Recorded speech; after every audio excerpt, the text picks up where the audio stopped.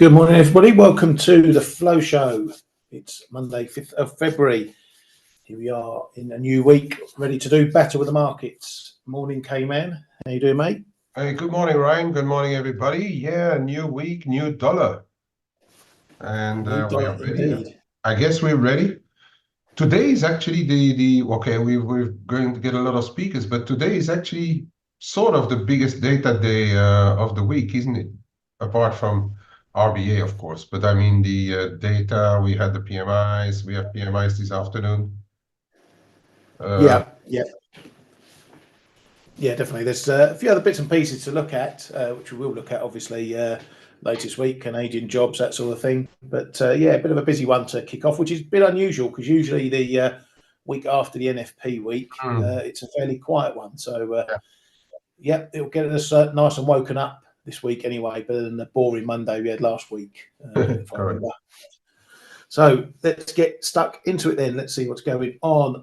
Over in China, China's Securities Regulatory Commission, CSRC, kicked some doors in on Sunday and vowed to prevent abnormal fluctuations in the stock markets, saying it would guide more medium and long-term funds into the market and crack down on illegal activities, including malicious short selling and insider trading.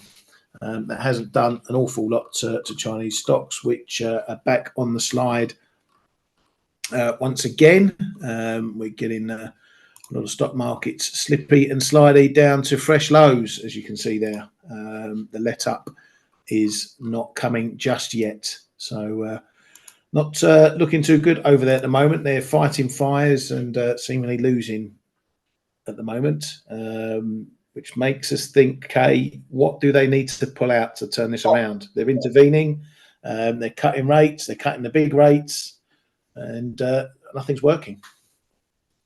They need to produce real better numbers at one stage to get the investors back. So what I've been saying, I think last week we talked about that as well, and it's really, they need to get investor confidence back, and if they get that back, then the whole thing is possibly going to turn around. But I think we're still in this mood that investors are not confident, and yeah, it's just people managing their portfolios. Oh, I want to have, or I wanted to be in China. Perhaps now I don't need those 10% or 15% that I want, but only 5%, and that is just what's ongoing. The thing is, though, we all know what's happening in markets, and when the whole market will be saying like, okay, now we don't have any Chinese assets anymore, or very little. Perhaps the slightest little positive, really positive spark is going to bring people back, and then you will have the opposite. But where's the bottom? That's a very good question, and I just don't know, and I'm not ready to yet try to figure out if we are at that bottom right now. Yeah, exactly. And it wouldn't have helped with Trump coming out over the weekend in an interview saying he would slap 60 to 70% tariffs on China pretty much straight away as soon as if he sets foot in the office again, the Oval Office again. So that's not hurting, not doing anything for sentiment over there as well. And that's still a big part of it. It's the international view of things, let alone what's happening over there domestically. But on the data, go on, mate. Yeah, the market at times is already trading as if Trump is the next president again. We've seen it on the MEX, we've seen it in China.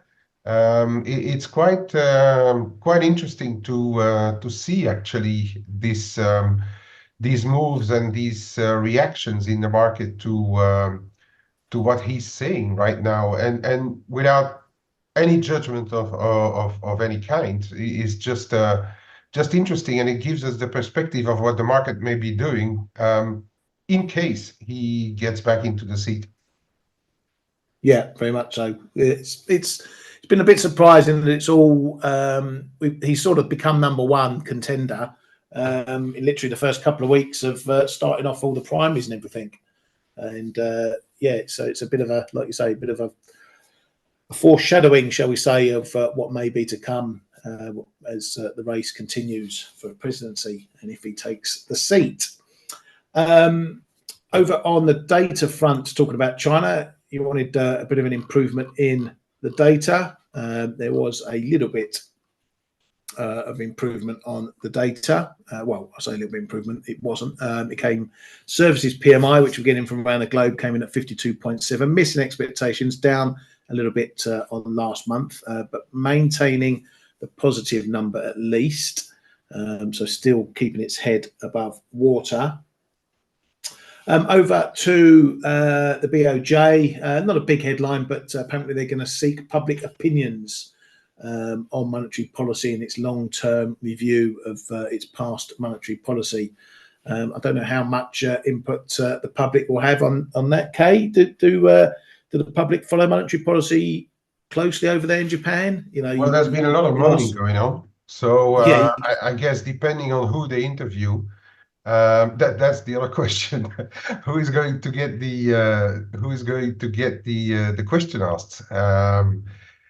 So it's not something that is common over there. But are they more knowledgeable on policy over there than say people? You know, you ask average man on the street here, they wouldn't know what the interest rate currently is. well, I'd Are they say more knowledgeable? I'd say the new generation is probably the new generation is probably the older generation. I don't think they really care too much because they've also been in what is it, more than 20 years, 25 years of interest rates going down all the time. So that's been a whole generation, really. So, but I think the newer generation may be more interested. But and you always have to look at, is it monetary policy or the economy, or what are they really interested in? But I would say there has been a bit of a change compared to before. Before they weren't consulted at all at any time, and they only could vote and for governments and stuff. But I would say the newer generation is probably more monetary policy not attached, but knowledgeable, because we also know that there's a huge percentage of day traders as well, which has been massively accelerated. The number has been massively risen during the pandemic as well. So I guess we can say that there's a bigger percentage now than there were 10, 15 years ago of people who know something at least about monetary policy. But now it's all relative, you know. It's all very relative. Yeah, cool. Thank you. Right, just as we were talking about China, there's been some more headlines out from the CSRC. Apparently, the Chinese government visited listed companies in 20 provinces as of Sunday, and it's helping companies, listed companies, solve problems. They vow to boost listed firms' investment value. So that problem with the stock market's obviously hitting the values of listed companies.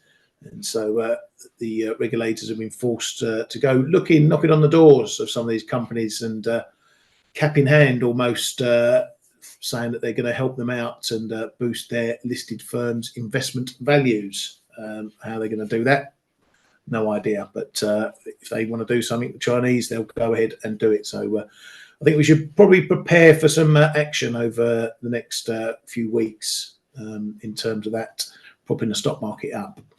Right, back to the data, because it is PMI day. There's plenty of bits and pieces out. Australia, improvement in services there, 49.1, still below the expansion level at 50, but going in the right direction. German trade balance improved, a bigger surplus there, 22.2 billion. Looks good news. Then you look at the actual activity numbers, which don't look like such good news.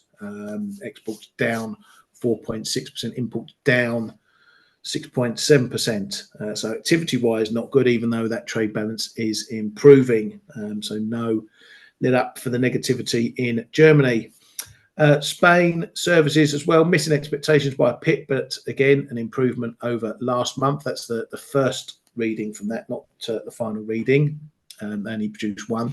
Same with Italy there, into expansion, 51.2, so beating expectations and last month. So again, a bit more positivity there. France as well, beating expectations, and these are the final numbers, but no improvement over the prior one. In fact, going down a bit as well, or prior month, 45.4. Germany as well, there or thereabouts over the flash number, still a negative over last month. The pan-Eurozone number as well, coming in same as the flash number, confirming the downward move. UK blowing the doors off again. These are the final numbers. So the flash was 53.8 and the final was coming in at 54.3. So much more improved there for the UK. Not that you'd know it by the level of the quid at the moment. We're trading other things. The pound hardly blinked over those numbers. Eurozone PPI feeding into the inflation picture. Their year-on-year numbers just down a pip worse than expected, down 10.6. Month-on-month coming in as expected, minus 0.8. But now we are seeing negative numbers on all these. So it's no longer prices rising at slower pace. It's now prices falling. And falling quite a chunk as well. So a bit of a trade-off here between what we're seeing in these sorts of numbers. Now look for all these PPI numbers, all going through back to Australia, China, Japan, Europe. And the big theme is that price pressures are evident in all these, with wages being a big driver of this. And this is something central banks have been warning about, particularly the ECB, who have made it almost a precondition that easing wages would help them on their way to cutting. Well, it seems that's not the case right now. So potentially some inflationary pressures in the pipe as well. Going back to Friday's data, obviously NFP was the big standout one, really kicked off markets, adding to what the Fed was saying, also pushing back on early rate cuts, saying the economy isn't warranting cuts. The jobs market certainly indicating that. 353,000 jobs added onto that. Expected 187. The prior got revised up to 333,000. If I recall, it was 216,000 last month, if I'm not mistaken, or somewhere around that. So decent revision there too. The unemployment rate coming down a pip over expectations, 3.7, which matched the prior month. Participation rate stayed unchanged, so no big movements there in terms of unemployment. But another big number, average hourly earnings up to 4.5%. There's those wage pressures evident. Was expecting unchanged at 4.1. It was prior at 4.1, and that got revised up as well. So everything's getting revised up. So there'll be something for the Fed to keep an eye on there as well. So that all added to further push out of March expectations. It also saw a little bit of repricing in May expectations, where Fed swaps no longer fully priced a May rate cut. The market really getting a wake-up call after the FOMC and these numbers. The early rate cuts are very unlikely if the data continues as is. Kay, what did you make of those jobs numbers? Bit of a surprise. We did have some of that revision business going on in there as well, but on the face of it, strong. Very strong, very strong. I'm straight away going into something that isn't shown on those things, and that people have been talking about for about a year and a half, on those people taking multiple jobs, and then that we were looking at layoffs and things as well. But if you look at hiring numbers, they are still pretty solid, even if it would be a seasonal number, and we had sort of the same kind of number last year, if I recall correctly. And but yet the market still reacted on the positive side to the dollar. This number is well, I mean, I think we're looking at it like most people are, like we're perhaps half of disbelief, but the number is there, and you cannot ignore the data. And since we have been banging on about the fact that we are data dependent, those data are very, very high. And if next month those data turn around and show revisions and stuff on the way down, that will that will be for next month, and unless we get panicky numbers between now and then on the jobs front. But as I've been saying for a long time, the employment market is one of the last big dominoes to stand, preventing the Fed or any other central banks from really starting to cut quickly and heavily. And we've got another confirmation of this. So where on Friday I was like perhaps leaning a bit to the other side, because the risk was there with the layoffs that we've seen. That's been thrown out of the window, and one has to acknowledge that, and that those numbers are still extremely strong. And it's global. It's not like one single area being singled out. Yes, there are more sectors which show better than numbers than others, like leisure and hospitality, healthcare, education. But it's not just like one sector. It's a bit of a global phenomenon. And whether they're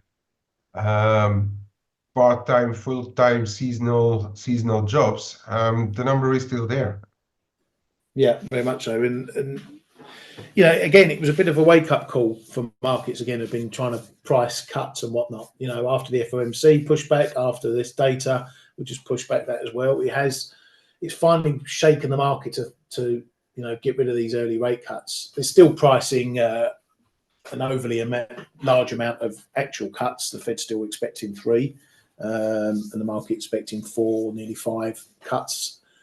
So there is still a bit of significant pricing or repricing to be done, or incorrect thoughts, shall we say, rather than using pricing all the time.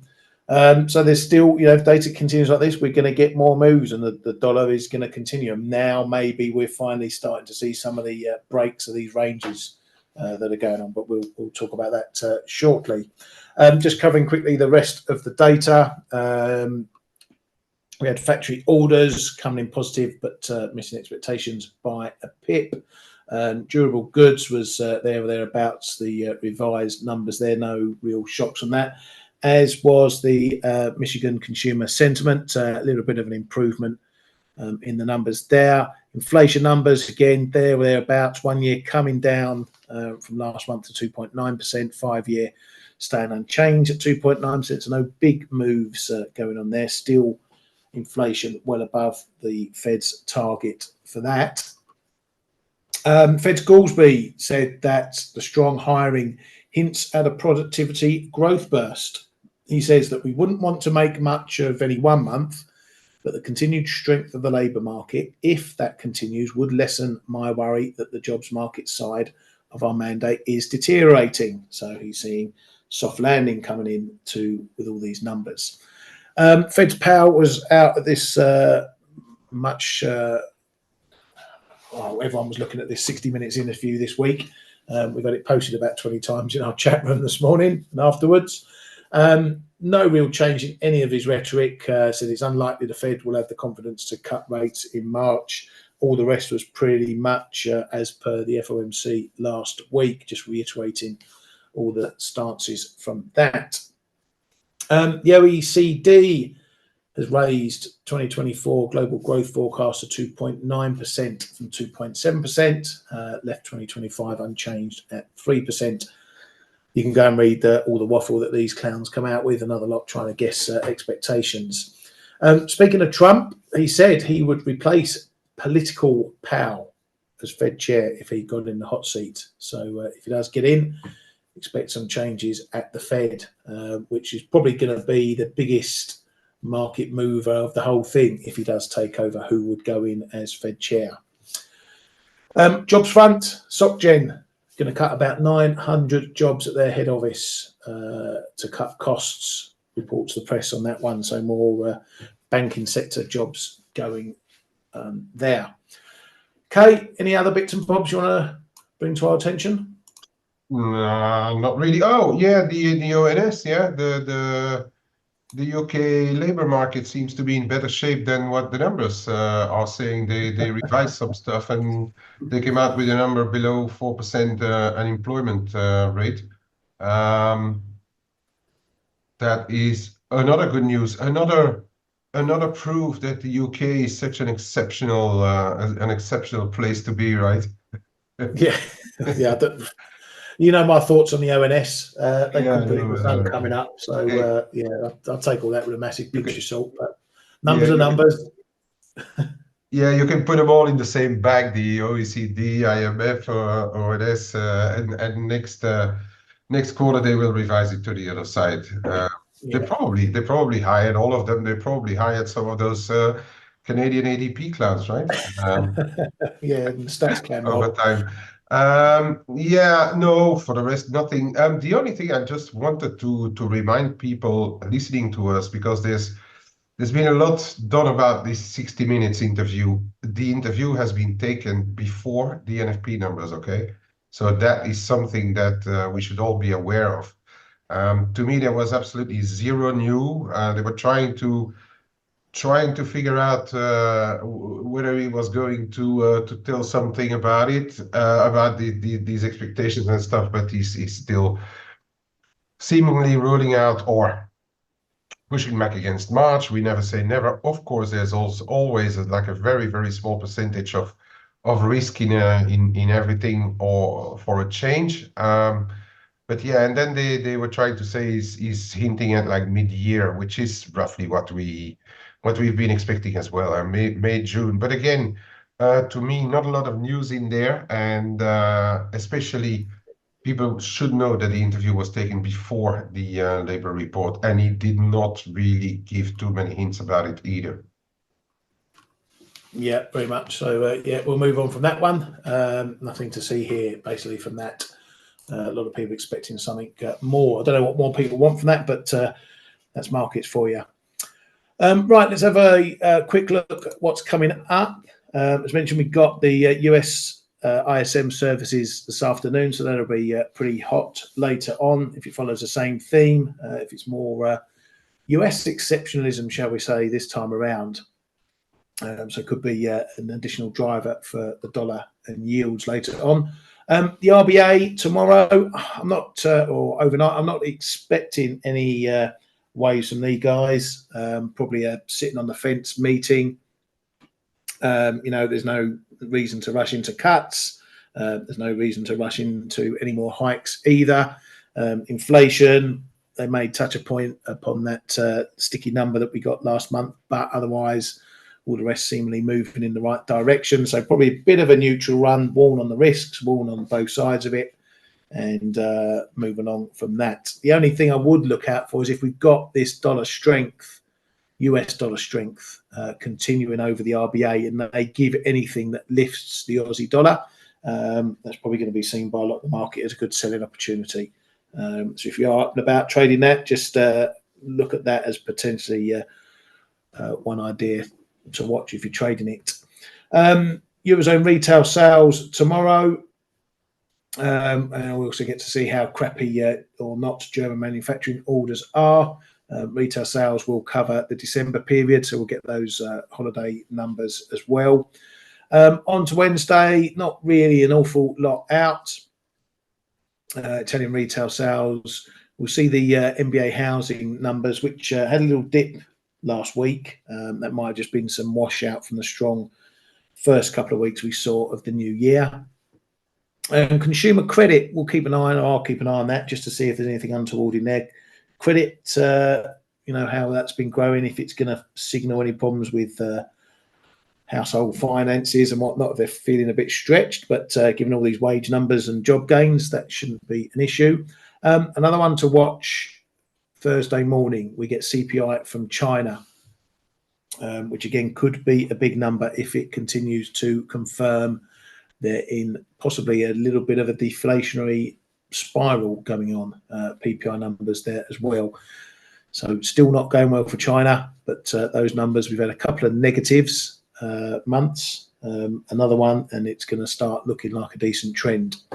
And on Friday, Canadian jobs, that'll give us something to get our teeth stuck into for the latter part of Friday. Well, depending on what the numbers are, we know what stats can are like with popping up the numbers, but that'll be something for loony traders to watch. Anyway, right, so what's going on in markets at the moment? So I mentioned we're getting a few levels looking like they might be cracking. Cable's one of those. Let's just bring it down a bit. This 126, 128 range looks a bit under fire. We've had a little move through 126. We had a test this morning. It held, it bounced. Now we're back below. It's going to be key here to see if we start finding 126 as resistance. We haven't yet had a real break, real test of it after this break. So if we get up to 98s, 99s and it starts resisting, then we could be on for a bit of a break. I suspect we've had a few stops go, but I think we see things picking up steam if 125.80 breaks. I would not be surprised if we're down in the mid to low 125s pretty quickly thereafter. So, okay, you Yeah, no, I was just acknowledging what you're saying. The last times that we had a visit around 126 in the cable and below, the bounce was immediate. And now we are just hanging around here. That may be hinting at something. Something has changed in the mood. I also thought this morning, wow, quick stop run below 126, and then we'll see if it bounces. But it just hangs around here now, and that's the States will probably decide upon a lot. But that just tells perhaps that the mood is changing a little bit. Yeah, you know, it's been a big move, so it has come a long way from Friday. You know, up into the high 127s, and now we're looking at 126. So maybe there's just a bit of steam running out of this move. But you know, if the US come in and decide to pick up more dollars, then this is probably going to be, as I say, heading quite a bit lower. Euro dollar as well. Been talking about this for weeks. The bleed. It can't really. Well, I say it can't find a bid. It was volatile enough there, but the rallies keep getting hit, and we keep making lower and lower lows. We're now through the 50 fib of this whole move, so this trend is potentially now breaking down. The decider for that is going to be down at the low 107s, the big old 107 level, and we got the 61.8 fib of this move as well. So at the moment we're carving down. Again, will this be a bit of a stretch point for this move for this year, or are we going to keep going? I think this one, along with dollar yen, is going to come down to what happens a lot in yields at the moment. Dollar yen had a little look up at this 148.80s area. It got rebuffed. It's had several attempts up here. One here, you could call that half an attempt. One here. And then when we originally had the breakdown, we had it becoming resistance here as well. But as you can see, it's been a level pretty historically as well. So pretty important. That pretty much also has coincided with yields holding, US yields, 10s particular, getting up, but holding around the 4.09% mark. So we couldn't quite get back up towards these highs. It's still looking fairly positive. But maybe for dollar yen, it ran into its own tech levels around that 148.80s, irrespective of what yield's done. It's had a little bit of a pullback. But yeah, I suspect, like the others, it's waiting to see what the Yanks are going to do when they come to the table. Aussie dollar, another one. This one looks a bit more breaky. We've had this move now under my zone. The zone is now holding as resistance. So that's what you want to look for when you're looking for a break. How is the break happening? We've had breaks here and it got back above. Now we had a break here and it's holding below. So that suggests we're heading lower. But we've got this last line of the sand down here, 64.85s. So it's going to need a move under that and a proper break of this fib to get this running lower. And again, Then we come down, looking at the next levels down below, low 64s. So this one looks like it's holding the break for the moment. That's what I'm sort of looking for in cable. If it holds the 126, then it suggests we're going to be heading lower as well. US stocks, also keeping an eye on that one. A little bit of a Brucey bonus on a Friday night for me, seeing this rally right up here. Real turnaround it was. We're down testing this 147, this 49 area, 49.05. That zone has held, then rocketed up to a new high. We've just eased off of that, so I'm waiting to see how the price action develops here. We may be building a little bit more support short term around 44, 45. But we've got all these intermediate lines which got blasted through initially, but I'm just going to look to see if we start to build something a bit more here. Okay, that was a bit of a surprise on Friday. It's a bit strange. Strong data and strong stock market. That they don't usually go hand in hand. Yes, they can. That's what I've been saying a while as well, and that's why I had before the number came out. Oh, well, once the number came out, I said I have those November vibes where, but then the dollar was a bit too strong. But I had those November vibes. When you have really, really great numbers, that's not necessarily bad for the equity markets, and that's exactly what happened then. But it still looks like S&P and Nasdaq versus the rest of the world. But it is, in my opinion, is not completely unexpected. I said it. I mean, there's a possibility that the stocks like this, because when data are good in a country or or on a continent or you name it, it can be good for all the assets. So yeah, it will have put upside pressure on the yields market. Bonds a bit lower, needing to price out rate cuts. But on the other hand, you have a very good number, and that's usually relatively supportive. I know the market has been trading stuff differently, but that's one of the older correlations that I would say that are coming back. So yeah, and then you see where it also helped the S&P. People were talking about these 4,900 already. We had a bit of a retest then on the numbers coming out, and from then on we just continue to push higher again. And there will perhaps be a moment where, if the market needs to reprice the expectations more, that it may kind of weigh on the stock markets just a little bit. But I would rather say it's probably going to weigh more on a Nasdaq than on the S&P, perhaps. That's how I would look at it. But for as long as we are in soft landing, we are in this global mood in the market. This is not, especially not the S&P, is not a market where I'm going to look for, all right, we've seen the top, now it's going to collapse. The opposite may be true. If we are going to get really shitty numbers if we get really, really bad numbers, that you may have like a knee-jerk reaction higher, and then the turnaround. That may be true, but you're going to have to see bad numbers, really showing that the economy is turning around for the worse. Yeah, very much so. I mean, it'd be a surprise if we just all of a sudden changed the rhetoric on, what a more, I wouldn't say hawkish FOMC, but a less dovish FOMC.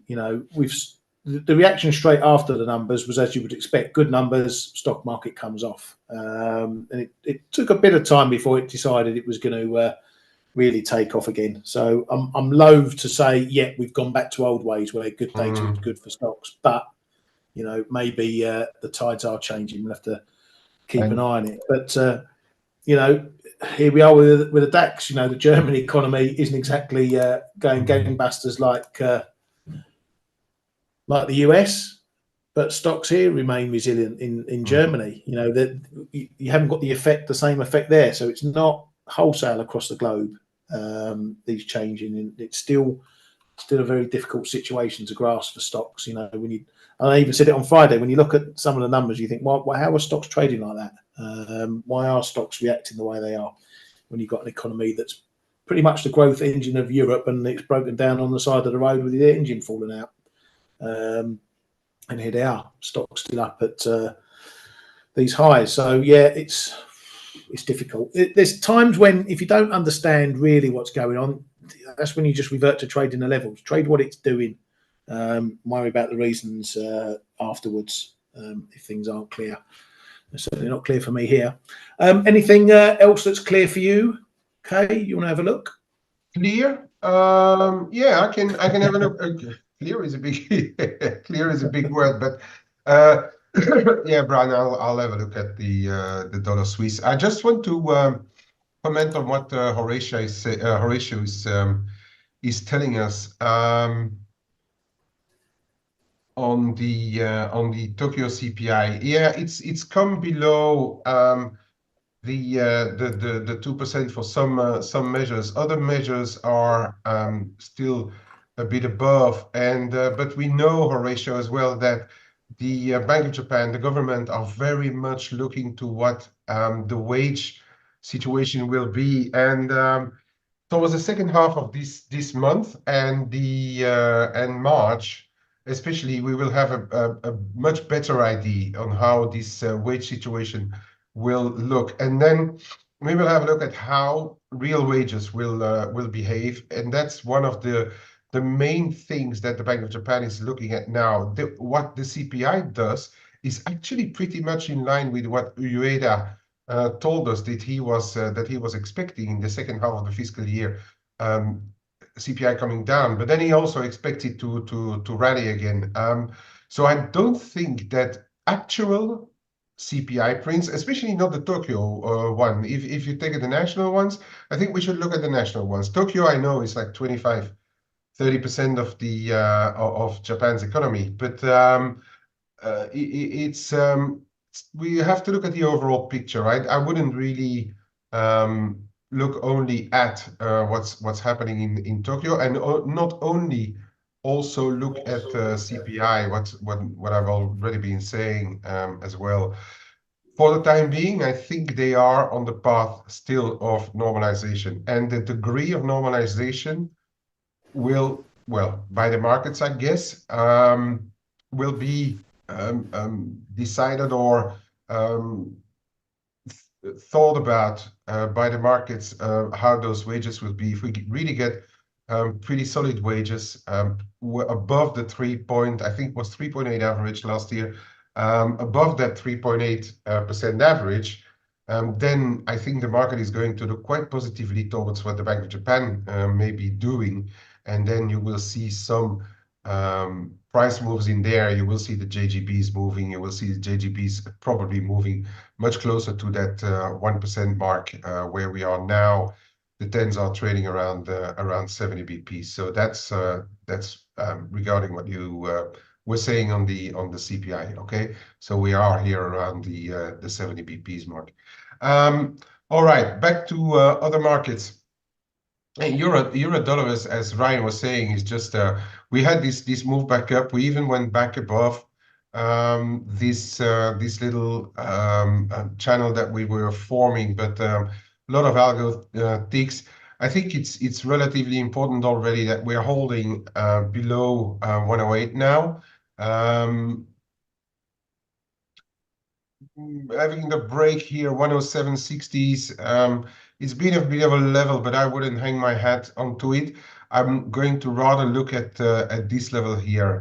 I do have a put running on the euro dollar.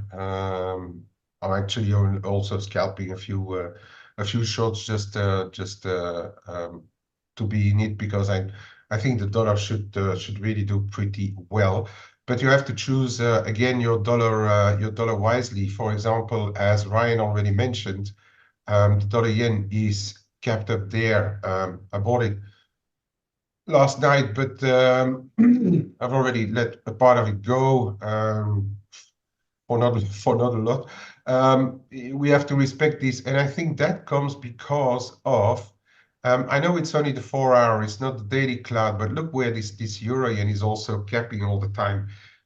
We've had this high here end of January, and now we are again banging our head in the 160s, and we had a pretty decent move back down already on the euro yen as well.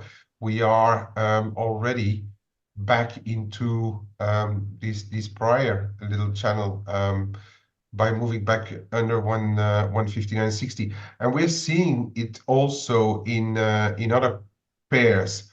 We had a move back above this line here in Aussie yen, and gradually we are rejecting moving averages. We didn't even have a retest really of this broken trend line, but we did have a retest of the prior little spike lows, and it stopped there. And we see the same thing on other yen pairs here as well. This we could still be in some bullish, whatever you want to call it. I never know exactly what it's called, but if I'd keep an eye on what's happening in the mid 186s on sterling, and so the yen is not completely enjoying the whole thing. Could be just technical, but could also be that people are saying, well, the dollar is all well, is okay and well, because the dollar yen really did shoot from those lows that we saw around and just below 146. We went into the NFPs around 156.5. We did two big figures after all, so there may be a bit of correction in the dollar yen, which I think is very possible, perhaps down to somewhere in the high 147s, perhaps. But the crosses on the yen are telling me that the market is still not completely on board with a lower yen, and probably still trying to trade what's to come in the Bank of Japan. So if you trade yen, don't only trade the dollar yen. I know it's been doing a top here, but it's also been capped by some of the yen crosses. All right, Swiss. Ryan, by the way, did you show the Aussie dollar or not? Yeah, I did briefly. Okay. Yeah. All right, Swiss, because I know people are interested in it. I think for all Swiss pairs to really move up, we still think, and it's like a bit of a global thought in our community, that Swiss is over time a currency that should always speak in a conditional way, should weaken a bit. But this is going to be a key to what's happening in the Swiss, and it's not been very cooperative. This Euro Swiss.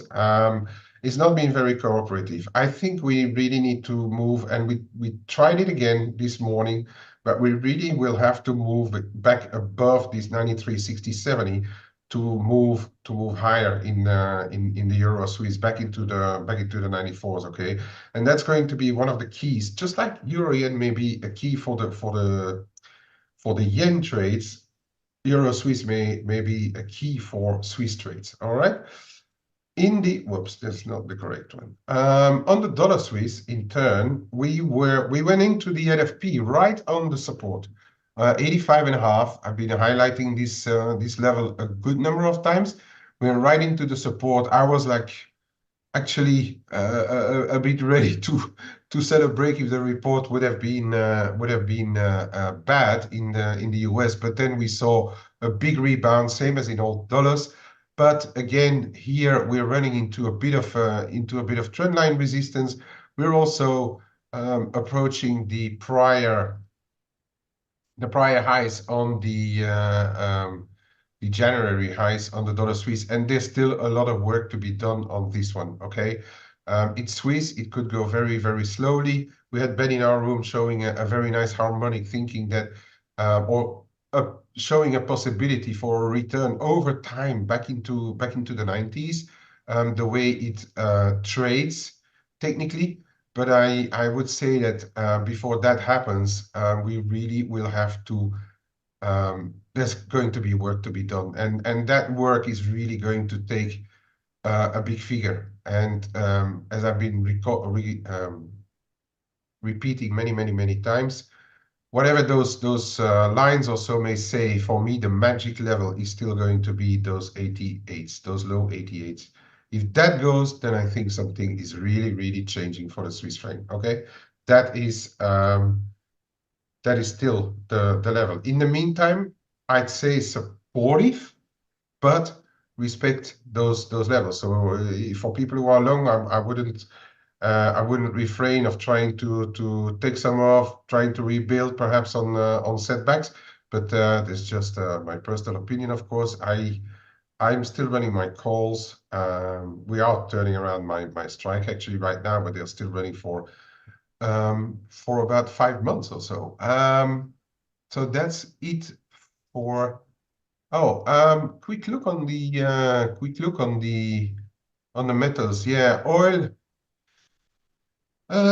Oil 79 a quarter, 76 $3. We are already below this target here.